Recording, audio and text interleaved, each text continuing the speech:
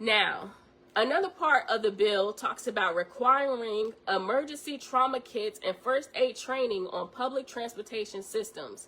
And honestly, I think that part is smart. Preparedness is important.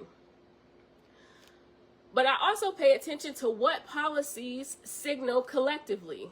Because when lawmakers start emphasizing emergency response infrastructure, workforce shortages, correctional staffing, court backlogs, public safety recruitment, transit safety, and operational instability all in the same bill, that tells me they're acknowledging deeper structural strain across multiple systems at once.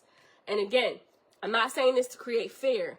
I'm saying people need to understand context, because sometimes citizens only look at one local issue at a time without realizing it's connected to a much larger statewide pattern.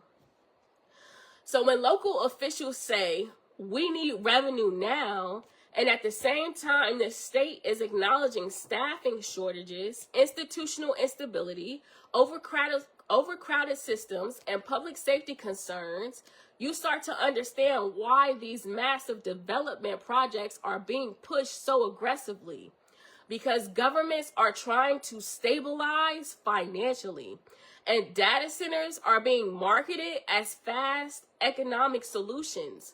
But the question citizens should still ask is, at what long-term cost, and who actually benefits the most?